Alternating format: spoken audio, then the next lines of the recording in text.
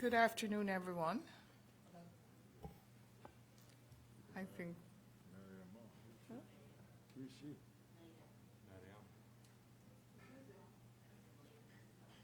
I've lost the image of Dr. Kito Swan.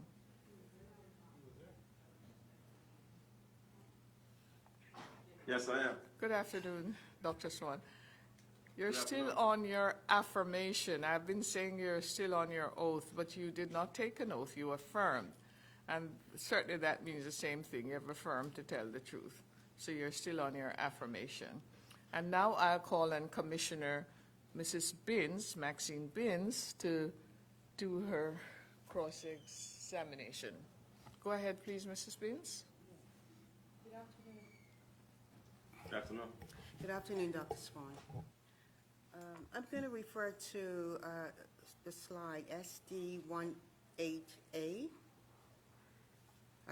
and you highlighted a section in the agreement of 17th of March 1941, the UK-USA agreement.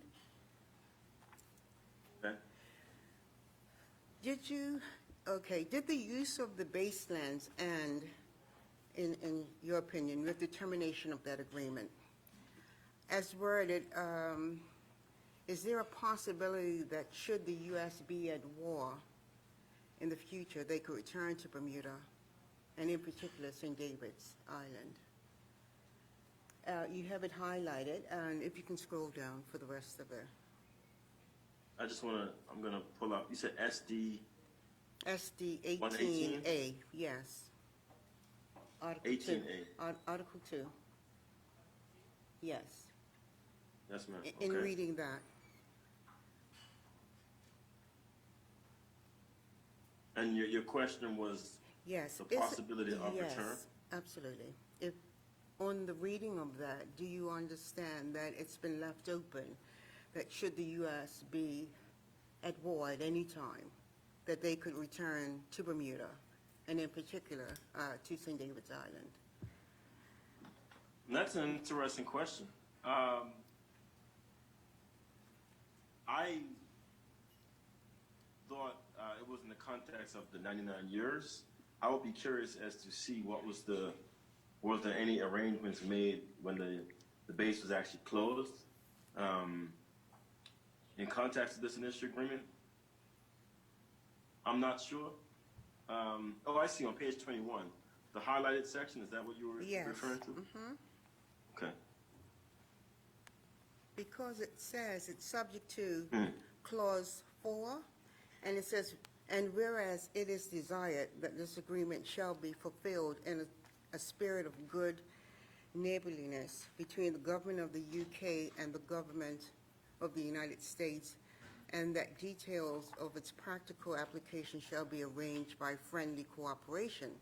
So Article 2 actually says when the United States is engaged in war or in time of other emergency, the government of the United Kingdom agreed that the United States may exercise in the territories and surrounding waters or air spaces of all such rights, power, and authority as may be necessary for conducting any military operations deemed desirable by the United States. But those rights will be exercised with all possible regard to the spirit of the fourth clause of the preamble. So does that look like it's an open-ended, use of the baselands if they need it in the future? That's an intriguing question. I don't want to dismiss it at all. I would probably read it as within the context of the ownership or the life of the base. Mm-hmm. But I would agree that the language in question does sound open. But once again, I would be curious as to was that followed up on, or were there any arrangements made when the base was eventually closed about clauses of that nature. But that particular language does seem, pretty curious as to the use of the space. Yes, that is something that can be further researched. Indeed. I'm also curious. As alluded to by Council's questioning and other submissions made by the commissioners, in your expert opinion as an historian, would both Tuckerstown and St. David's Island appropriations be prime examples of what constitutes a social construct in the context of critical race theory? Yes, I would say such. Can you just elaborate on that a bit? Well, from my perspective, I think that it creates a context where at least engaging Tuckerstown and St. David's both require us to look at race theory critically. In other words, there are intersections that involve economics, culture, history, gender, class, ethnicity, that allows us to have a better, fuller picture of this experience as opposed to simply relegating the discussion to dollar amounts, land compensation, and economics. I think we have to address those other intersections that would involve culture, class, and gender, and the like in doing so. Okay, thank you. Certain members of the public are asking why the need for this commission and how could 100-year-old evidence be proven? As a Bermudian and a historian, what is the significance of this commission of inquiry at this time? I think it's tremendously important. Tremendously important. And I have to give much credit to the current government for suggesting this commission. I want to give appreciation to the commission for seeking a council of scholars like myself and Dr. Francis, other Bermudian voices. Chief Justice mentioned, I believe last week, that the community has wanted public dialogue. I won't go as far to say it's the first of its kind, but certainly in my experience as an historian, I'm thrilled by the prospects. This is a very important discussion that shouldn't just end with the commission. As we've discussed for both Tuckerstown and St. David's, more research is needed in a number of other areas, particularly when we talked about even the framing of this particular research project. It was clear that there were Tuckerstown and St. David's are part of a broader fabric of questions of land, questions of race and equity that need to be had. We're in a vibrant moment of, and it's unfortunate because the moment is triggered by, right, the lives of black people, but in the era of Black Lives Matter, a number of these questions that have lingered below the surface of contemporary societies are now being addressed, and it's my hope, and I'm excited that the commission is at least on par with the broad connections. The questions that, or the comments that raise doubt about the validity of a commission of this nature seem like questions from a day that we should be beyond. We can't talk about equity in contemporary society without addressing some of these long-standing issues. There was a reference made about, understand that there have been two Bermudas.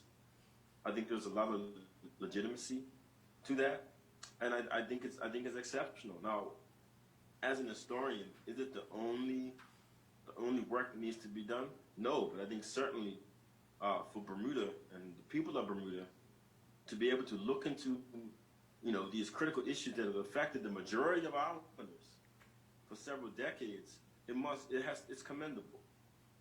It's commendable. I know Walton Brown asked for a longer process of 2 years.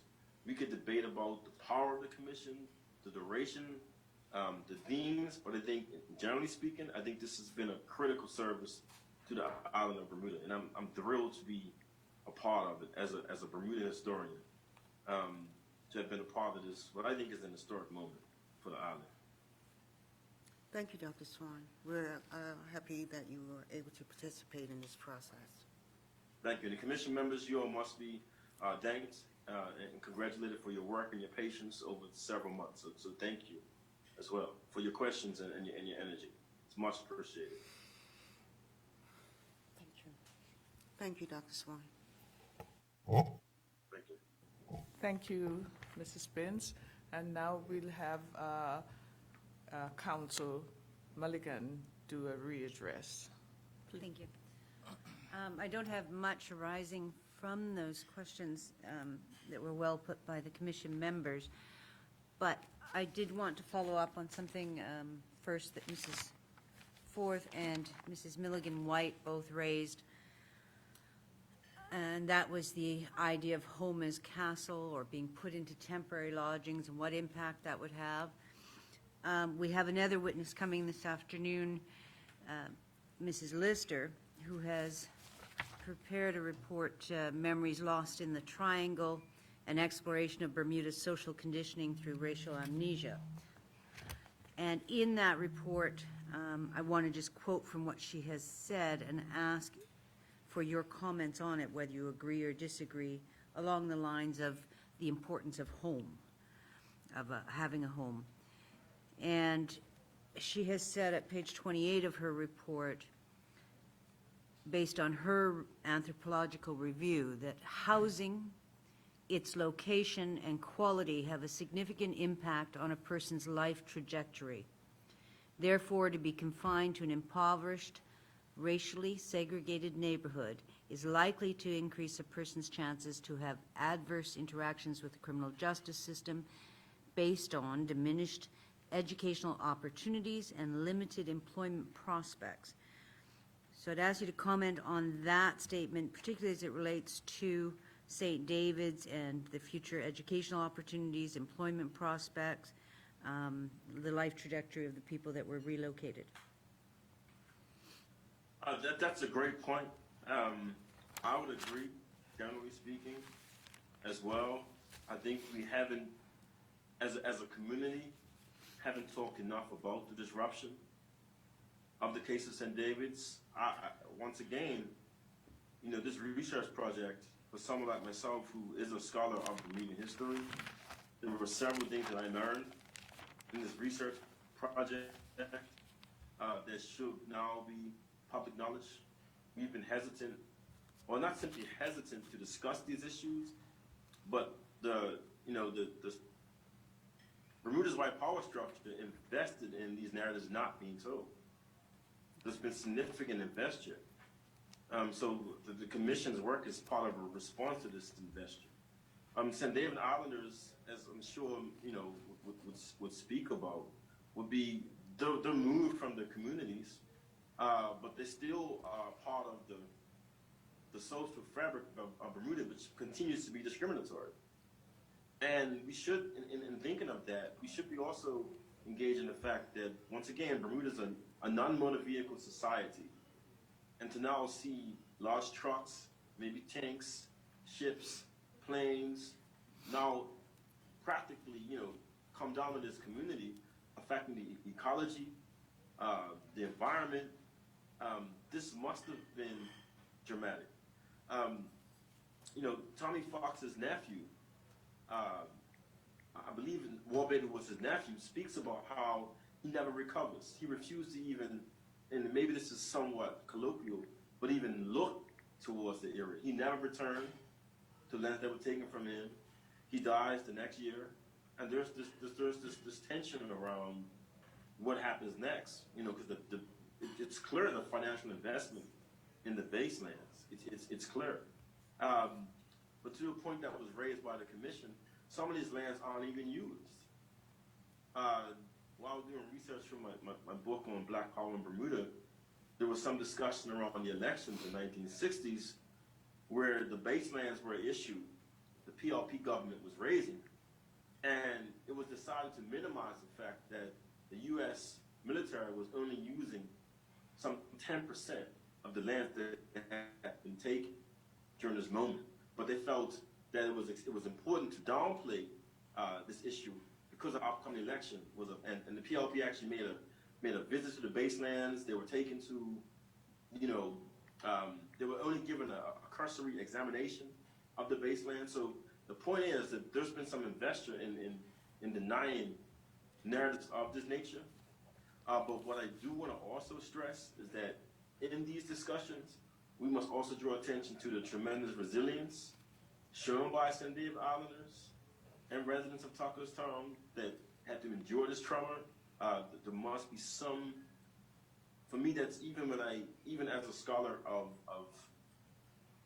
racism, it's always important to also talk about how these communities found ways to push through these moments.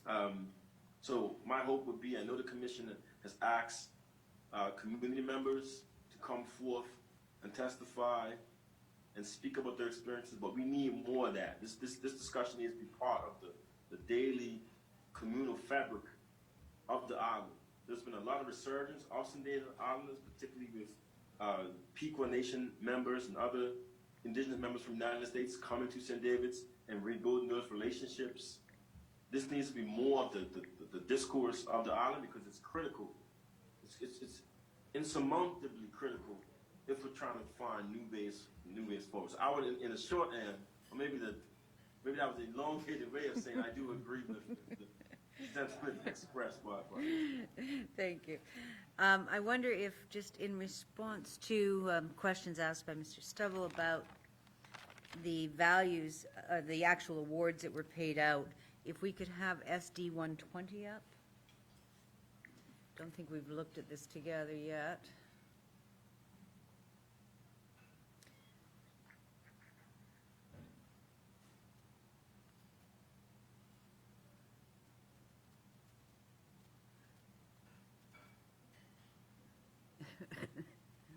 And if you could go forward in that document, there'll be a list of values. Oops, a little too far. Go back. Yeah, okay. You asked about the values and the evaluation of the properties. This is actually the list of what the approximate acreage was, the appraised value, the asking price, U.S. offer, and the final award, correct? Yes. Okay, and in relation to this, we see, you mentioned Longbird Island, just so that we're all aware of where this is, where this information is. It's in this document, and we see a William Smith and a William Grieve, and then it says Bermuda, Colonel Governor of. Take it that, is that just Crown land? Is that how it was referred to? Yes. Okay. Yes, I believe so. So that would be just Crown land, but the other two, you said one of them, and I'm not sure if you know the answer to this off the top of your head, but one of them you said was an American citizen on Longbird. Do you know which one it was? Grieve. Grieve? Mm-hmm. So if we shrink that down Yes. a bit? L2. Okay, so L2, Mr. Grieve, being an American citizen, he was asking for, it was appraised at 301 was the value. He was asking for 370. The U.S. offer, quite exceptionally, was higher than the appraised value at 333 or 53, I can't tell, but certainly higher than the appraised value. And, Yes. and he received a final award consistent with that, not what he was asking, but certainly higher than the appraised value. Is there, do you know whether Mr. Grieve was living, in fact, on Lombard Island? I believe so. Mm-hmm. I'm not totally certain, but that is in the documentation. Okay. But that's something that I could, if the commission so desires, I could follow up on. It's okay, but he was an American citizen, Yes. either living or not, on that property, and he received that award. The person above him, L1, William Smith, was that a Bermudian, do you know? I believe so, yes. So the Bermudian appraised value of the property, could be 52,000, I can't. 32, thank you. 32. 32,000. He was asking 101,000. The U.S. offer was 36. And his final award appears to be 30,000? 50,000. 50,000. That's 50. Okay. So do we know anything about that individual, aside from the fact that they're Bermudian? Do we know anything about them? No, but once again, his material is inside the documents that I have. Okay. So that's another individual that could be farther left on. So that's an individual who received more. So those are the two Longbird awards. Now, if we shrink it down and go down below, we see in the next one, St. David's Island Properties, and these are the properties largely from, we'll see first D1 to 35. Those are the properties that were settled most quickly, and those are the properties that contained, or that were owned predominantly by white Bermudians. Not exclusively, but predominantly, I think your paper said it was white Bermudians in that first 35. Yes. And so if Yes. one wanted to, the material is there to go through and see what kinds of awards were given for those first 35 versus on the next page, page 4. So if we can just shrink it a bit so we can see the numbers, yeah, the parcel numbers. So we go down the line, you see number of people there, and then down to 35. Down below, you see the average awards.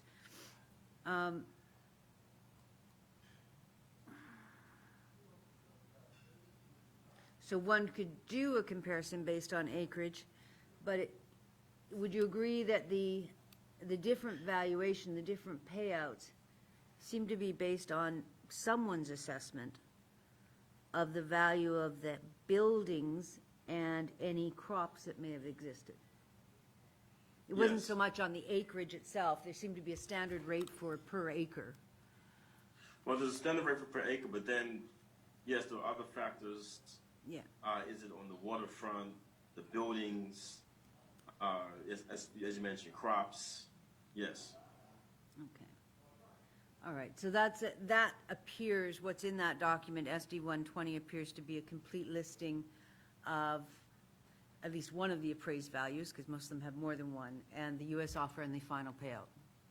Yes. Okay. Thank you. I think those are all the questions I have. Thank you very much. Thank you, Council.